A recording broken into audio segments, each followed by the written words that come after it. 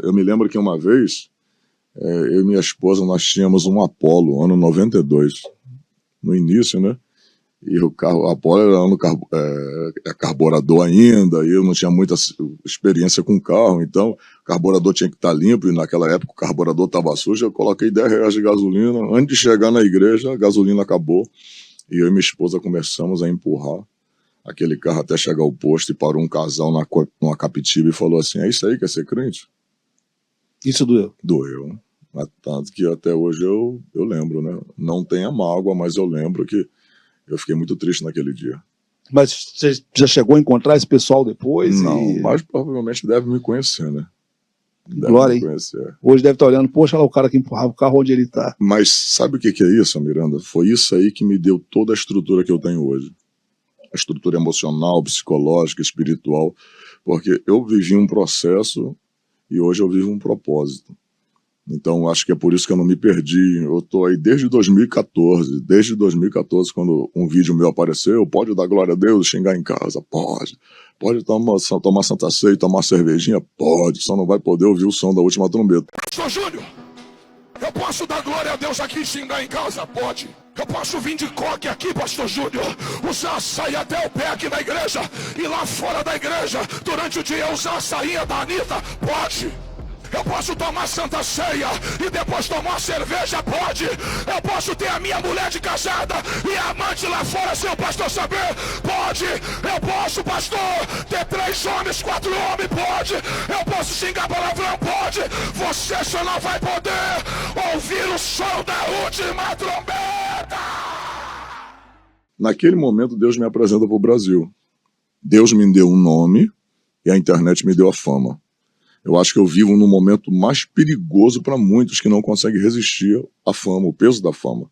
Até hoje eu me mantive, não mudei, meu coração continua em Deus, meu testemunho continua vivo, a minha espiritualidade continua a mesma, eu não mudei. Então, Deus me preparou, todo aquele processo que ninguém viu eu passar, Deus me preparou para esse momento que as pessoas me veem hoje. Mas geralmente é assim, né? É no vale que a gente vai crescendo, né? É onde ninguém vê que a gente é moldado. Costuma ser assim, né? Porque aqueles que fazem alarde do sofrimento, esses aí a gente desconfia, né? Tem gente que vai pra rede social pra chorar, pra lamentar. E às vezes não é de verdade, né? Às vezes é no vale. É quando o pau tá quebrando e ninguém tá vendo, é que a gente tá sendo moldado. Verdade. Costuma ser assim. Os vitoriosos costumam ser forjados dessa forma. Uma vez em Brasília, qual é a garantia que o seu eleitor vai ter do Júnior Trovão não se tornar um pastor desse que a gente falou? Um pastor que, de repente, vai se perder lá no meio do caminho. Eu acho que a garantia vai ser o tempo. Na verdade, o tempo revela qualquer pessoa. É verdade. O tempo revela caráter, o tempo revela a pessoa, quem de fato ela é. O tempo vai dizer se aqueles que confiaram em mim estavam errados, se estavam certos. Uma coisa pode ter certeza, esse trovão que as pessoas sempre veem no púlpito, ele vai para lá. E vai fazer muito barulho lá em Brasília. Eu quero ser linha de frente lá. Então onde veio o Júnior Trovão? Veio da voz? Hoje o Trovão tá no meu nome mesmo. Você incorporou isso ao nome? Tá no nome, tá na minha certidão agora, tá Legal, nos meus documentos. Mas veio numa situação interessante. Eu era evangelista na época, e na gravação de CD, fita cassete. Então, na fita cassete ou no CD, tinha um nome. E o meu nome era evangelista, não era pastor, Evangelista Júnior. Mas Evangelista Júnior ficava muito vago. Podia ser qualquer Júnior. Aí eu falei, mas vou colocar o quê, cara? Como segundo nome, porque tem Napoleão Falcão, Gilmar Santos, Silas Malafaia, Decaso Takayama. Todos esses pastores têm um sobrenome. E o meu era só Evangelista Júnior. Aí eu fui pregar numa igreja, eu tinha um amigo meu muito próximo a mim, o Luciano. Aí fui pregar na igreja, só que naquela época as igrejas não tinham, as caixas não eram igual são hoje. Era só o Twitter e o alto-falante. Eu pregando, daqui a pouco os 2 retornos fez puf, puf, estourou. Aí aquele cheiro de fumaça. Aí quando acabou o culto, ele falou, rapaz, tua voz é igual a voz de trovão, cara. E aí veio... Aí ele falou, vou começar a te chamar de Júnior Voz de Trovão. Aí eu comecei a colocar no CD. Falei, eu adotei essa ideia, eu coloquei Júnior Voz de Trovão. Quando eu fui consagrado a pastor, tirei o voz e ficou pastor Júnior Trovão. Quer dizer, de repente, um incidente aconteceu, foi um insight para poder nascer ali o Júnior Trovão. E você caminha bem entre a direita e a esquerda? Você tem bom fluxo de caminhada entre as duas vertentes ideológicas? Eu vejo muita gente de esquerda me ouvindo pregar. Dá para perceber nitidamente, vão me ouvir. Eu sempre digo o seguinte, eu faço distinção, eu falo para eles, eu amo como Deus ama. Da mesma forma como Deus ama, eu vou amar pelo padrão que é estabelecido na Bíblia. Exemplo, Deus ama o pecador, mas Deus não ama aquilo que ele faz. Deus ama o ladrão, mas Deus não ama o roubo. Deus ama o adúltero, mas não ama o adultério. Então, o fato de eu amar uma pessoa não significa que eu comungue com tudo que ela pensa ou fala, ou faz. Então, eu falo sempre isso com eles. A minha discórdia está naquilo que vá contra a palavra de Deus, mas a pessoa, independente de quem ele seja, esquerdista, trans, não importa, eu vou amar ele como pastor. Mas não significa que eu vou concordar com tudo que ele faz. Vai compactuar com aquele pecado. Não. Então, nesse contexto, eu não tenho nenhum problema de conviver, mas a convivência não significa que eu concorde com tudo que eles fazem, ou pensam, ou falam. Tua esposa te apoiou de primeira quando você falou que vinha candidato? Ou ela ficou assim, pô, cara, será? Não entra nesse meio não, que isso aí é perigoso. Ela abraçou a ideia e falou, vambora. Desde a primeira eleição, tanto que nas campanhas ela estava comigo nos vídeos, né? E agora também, só que ela falou pra mim, é a última, hein? Ele falou? Já deu ultimato. É a última, é por isso que eu entreguei de corpo, alma e espírito, lógico, sempre com meu Deus na frente, nosso Senhor, Jesus, mas estou muito dedicado. Eu acredito que vai dar certo, porque a gente quando ouve o senhor falando, e da forma como fala, com a paixão que fala, não só da igreja, das coisas de Deus, e até das suas propostas quando chega em Brasília, a gente consegue perceber uma verdade.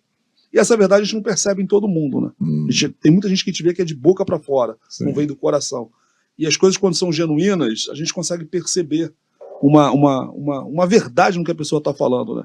Lá em Brasília, essa defesa da família, que a gente tanto é atacado aí, a família tradicional, hoje em dia é atacado a masculinidade, né? O homem hétero hoje, ele é atacado de toda forma. Como é que o senhor pretende defender isso daí? Porque a gente sabe que em Brasília tem um ativismo muito forte de grupos ativistas que vão totalmente contra as pautas que o senhor vai defender lá. Tem outros lá em Brasília. Mas a gente sabe que esse ativismo do outro lado é muito forte. Muito forte. O senhor está preparado para esse embate? Preparadíssimo, mentalmente, espiritualmente, psicologicamente. O jogo é pesado lá. É pesado, mas, assim, a Bíblia diz que o cordão de 2 dobras, de 3 dobras dificilmente ele se romperá. Bom é serem 2 do que 1. Eu não vou para Brasília sozinho. Eu tenho outros que comungam com a mesma ideia, com a mesma ideologia, que são servos de Deus. Outros que também não são servos de Deus, mas têm seus princípios, seus valores, se tornam inegociáveis. Tem homens lá dentro que não negociam. Tem homens lá dentro que não abrem mão dos seus princípios. E estão lá dentro, no meio daquele âmbito, né, que muitos ali se corrompem, mas eles não se corromperam. Então, eu não vou estar sozinho. Eu vou estar com gente que pensa igual a eu, que servem ao mesmo Deus, e outros que comungam também da mesma ideia e preservam os mesmos valores. Todavia, eu sempre digo o seguinte, a Constituição nos garante que todo mundo tem direito ao direito. Mas eu entendo que o direito de alguém, independente de que seja um outro grupo, ele só é válido desde que ele não sobrepõe o meu direito. Mas é aí que está o problema, né? Então, é aí que eu entro no embate. Quando alguém, o direito dele quer sobrepor o meu direito. Um exemplo. O banheiro trans. Sim. Que é uma luta deles querendo fazer o banheiro trans. Quer ter um banheiro trans? É direito de um trans ter direito a um banheiro trans, correto? Mas eles não querem apenas o direito, eles querem sobrepor o nosso direito. Porque para mim o que é direito? Porque se todo ambiente público vai ter um banheiro trans, ok, não tem problema. Mas aí aonde entra o embate? Entra quando eles querem chegar, por exemplo, agora eu vou falar da minha igreja, que é um ambiente público, das igrejas.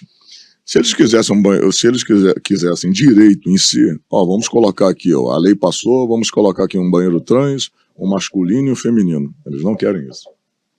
Eles querem colocar um banheiro masculino e um trans. Onde um homem que se identifica como mulher, ele quer entrar no mesmo banheiro de que uma mulher biológica. Uma vez uma lei dessa passando a nível nacional, as igrejas estão preparadas para... Elas serão obrigadas. Para aceitar esse tipo de coisa? Essa lei só. Porque uma coisa assim, eu ser obrigado não quer dizer que eu aceite. Uhum.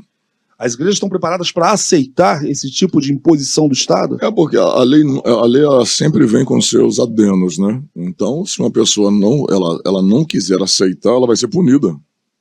Então não adianta. A lei, quando ela é feita, ela é aprovada, a lei é feita para ser cumprida. Então, independente de onde, ainda mais se é uma lei federal, uma coisa é uma lei do município, outra coisa é uma lei do Estado, e outra coisa é uma lei federal que vem de cima para baixo, onde os 213 milhões têm que cumprir de pessoas que vivem no Brasil. Então, quando é uma lei que vem de cima para baixo, que é votada em Brasília, aprovada em Brasília, todos têm que cumprir. Se não cumprirem, vão sofrer as consequências da sua desobediência. Mas esse cumprir, ao nosso ver, é lógico, a gente está vendo o nosso lado.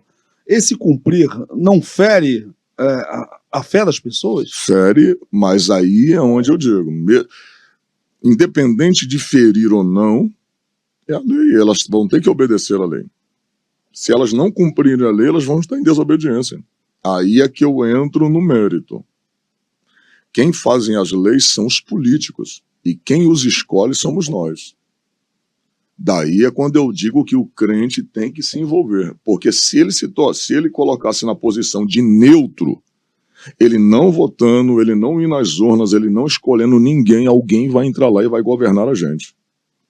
Aí a pergunta é, quem vai governar?